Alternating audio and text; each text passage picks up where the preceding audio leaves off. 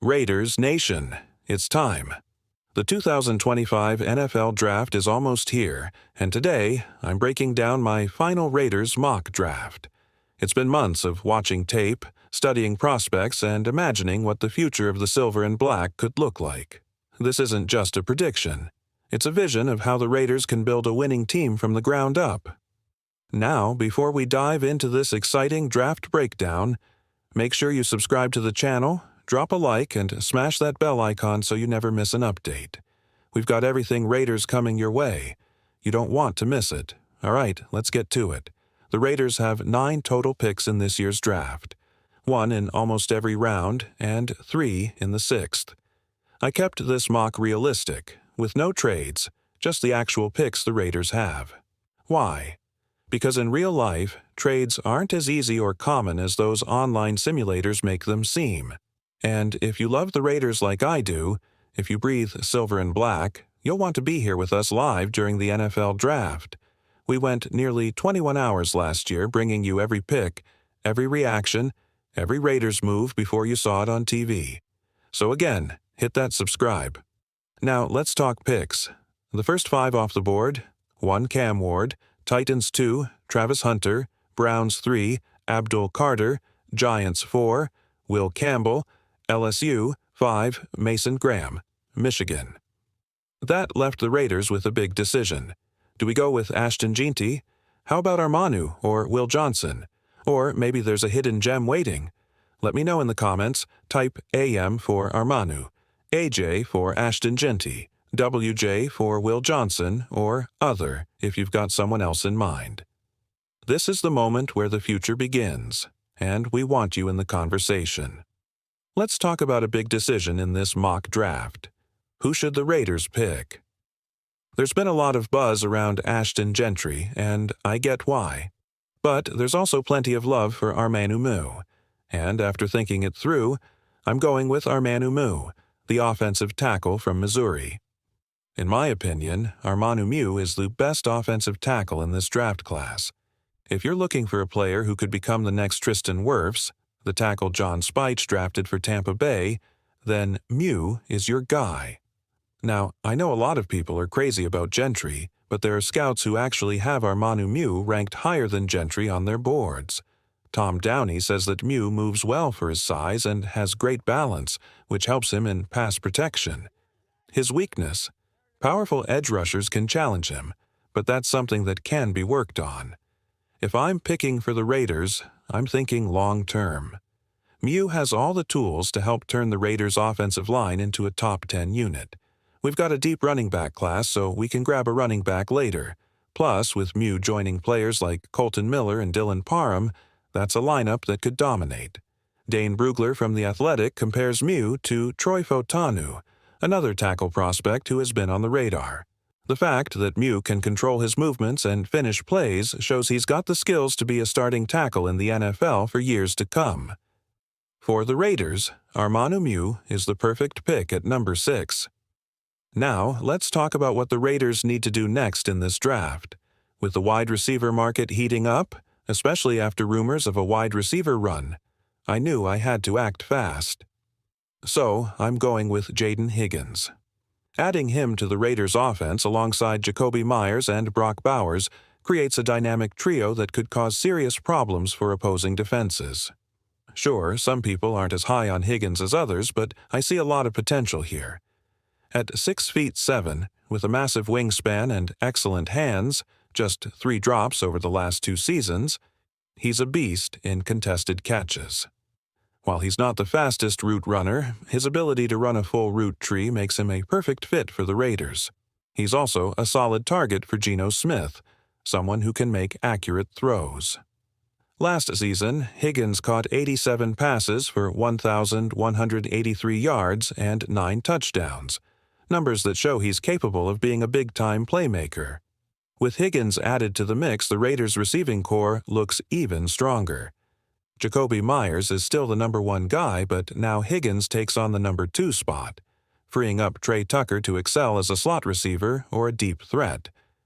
And don't be surprised if the Raiders decide to add another veteran wide receiver like Tyler Lockett, Keenan Allen, or even Robert Woods. With the connections to the Raiders wide receiver coach Chris Bay, it wouldn't be out of the question. Let's dive into the Raiders running back situation and the potential fit with Caleb Johnson. I'll be honest, if Caleb Johnson wasn't available at pick 68, I would have been sweating a bit. I'm not sure he'll still be on the board by that time in the actual draft, but if he is, he could be the perfect fit for the Raiders. He's one of the 2 running backs the Raiders met with for a top 30 visit, alongside Jeanty. Johnson isn't the flashiest running back, but he's got explosive power, great vision, and patience. He's the kind of back who can thrive behind a solid offensive line. Pairing him with Raheem Mostert, who's more of a home run hitter, could give the Raiders a dynamic and balanced rushing attack. When you think about Armand membou being picked to solidify the offensive line for the next 10 to 12 years, it's clear that the Raiders are building for the future. While Jeanty showed good pass-catching ability, he lacks the speed and quickness that a back like Johnson brings to the table. Johnson is more of a one-cut, powerful runner who can create angles and make defenders miss. Dane Brugler from The Athletic compares Johnson to former NFL star DeMarco Murray, praising his vision and quickness. With a zone-based scheme, Johnson's style would be a perfect fit. If I couldn't get Caleb Johnson, this mock draft would have been a bit weaker, but the fact that he's available makes this pick feel like a perfect fit for the Raiders. Now, after focusing on offense in the first few rounds, I know it's time to shift gears and add some defensive depth. The Raiders need answers in the secondary, and fast. With the 2025 draft right around the corner, one name that keeps popping up is Noah Williams, a strong outside corner with 7 interceptions last season. He plays with physicality and confidence, exactly what you'd expect from someone fighting for a spot in the NFL. But the real question is, does he fit in Las Vegas? Here's the tricky part. The Raiders need help at nickel, someone quick, sharp, and versatile. And while Williams is impressive, he's more of a boundary corner than someone who thrives inside. He'll definitely push players like Jacorian Bennett and Eric Stokes, but his role might be limited if the Raiders are looking for that true nickel back. That said, coaches love his pressman skills, and that fits right into Patrick Graham's system. Some scouts think he could even transition into a corner safety hybrid, a role that could be huge for Vegas, especially with the lingering need at free safety. And while the Raiders are still searching for stability in the secondary, names like Isaiah Pola-Mao have been floated as nickel safety hybrids. Add in someone like Jeremy Chin at strong safety, who's known for his physical presence, and suddenly the secondary starts to look a little more complete, but it's still a work in progress. Jumping ahead to round 5, pick 143. The silver and black face, another important choice. My pick here, Barrett Carter, linebacker from Clemson. Yes, he's undersized, but don't let that fool you. Barrett plays with heart, speed, and intelligence. Pairing him with Devin White and Eland and Roberts could give the Raiders the mix they need: speed, power, and experience. Roberts brings the fire downhill. White covers space. Carter could become that X factor who ties it all together. The Raiders aren't just filling spots this year, they're building a defense with an identity. The Las Vegas Raiders could be looking at a player like Barrett Carter, a linebacker who brings explosive speed and coverage skills to the table. While Carter is undersized for a traditional linebacker, his sideline-to-sideline agility makes him an intriguing fit. His ability to cover ground quickly could allow him to be a versatile weapon in special teams, whether as a gunner or adapting to new kick return rules. If Carter is paired with someone like Devin White, the Raiders would have a dynamic duo.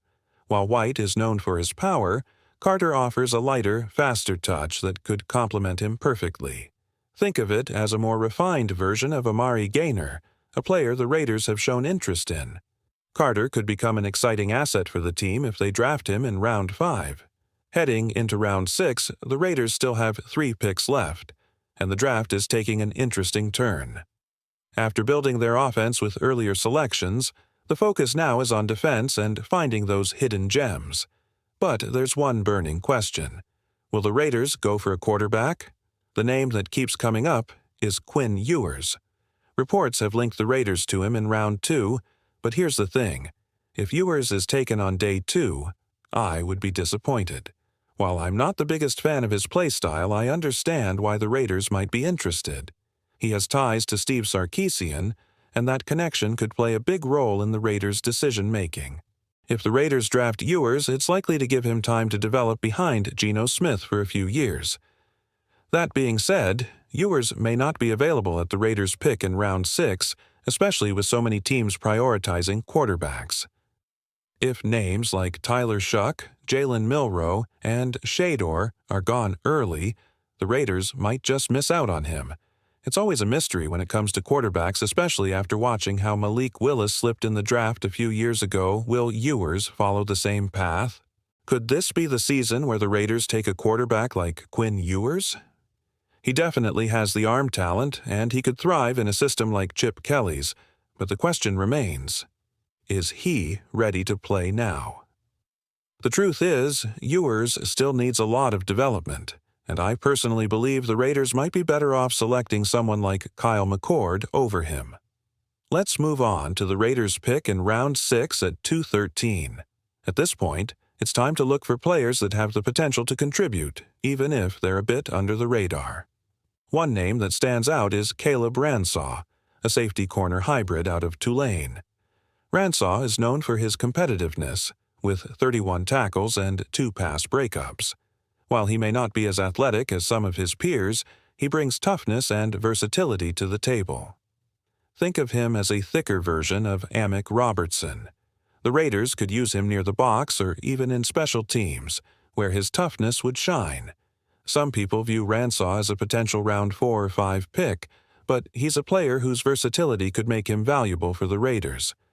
With cornerback being one of the Raiders' biggest needs, especially at nickel, Ransaw could be a good fit. Even though there are questions about his ability to keep up with faster players, his toughness and ability to play both safety and corner make him a solid pick in round 6. Finally, let's talk about the Raiders' pick at 215. They've been focusing heavily on versatility in the trenches, so I'm going to go with Jackson Slater, a player from Sacramento State. Slater may be a bit undersized for a typical guard at 6 feet 3 inches and 311 pounds, but he's someone the Raiders have shown interest in, having met with him multiple times this offseason. In fact, Slater is the only player on the Raiders' offensive line list who is a clear fit at guard. His ability to play across multiple positions and his time spent developing at a smaller school make him an intriguing pick for the Raiders. With the Raiders placing high value on players who have been developed in one system, Slater's background at Sacramento State could work in his favor. He might not be a household name, but his versatility and fit for the Raiders' offensive line needs could make him a key addition in round 6. When you look at a player like Jackson Slater, you might not think much of him now, but with the right coaching and development, he could surprise us in the next couple of years. His footwork and technique are solid, and if he gets the proper training, we could find ourselves saying, maybe we should give Jackson Slater a shot. It's the same feeling some Raiders fans have about players like Jordan Meredith, underappreciated early on but showing their value over time. Now, let's talk about the Raiders' round 7 pick at 222. This pick is all about bolstering the defensive line, where the Raiders need more depth. I'm going with Nazir Stackhouse, a massive 6 feet 3 inches, 330 pounds nose tackle from Georgia. The Raiders have been eyeing this position, and Stackhouse fits the bill perfectly. The team is looking for someone who can eat up double teams and help clear the way for players like Wilkins, Coons, Tyreek Wilson, and Max Crosby. Even if Stackhouse doesn't rack up the tackles, his main job will be to occupy blockers, freeing up other defensive players to make plays. If he can do that, his role will be a huge asset for the Raiders. With that, we wrap up my final Raiders mock draft with 9 picks in total. From Armand in round 1 to Nazir Stackhouse in round 7, I'm happy with the selections. But I want to hear from you. What grade would you give this draft? An A, B, C, D, or F? Personally, I'd give myself an A-. I really like the value in picks like Jaden Higgins and Caleb Johnson, and I think there are solid picks across the board. However, I do wish the Raiders had picked up a true nickel starter or a free safety to complete the defense. We're only a few days away from the draft, and I can't wait to see who the Raiders ultimately select. The 2025 NFL Draft is just around the corner, and we'll be covering it live. Be sure to tune in to see how it all unfolds.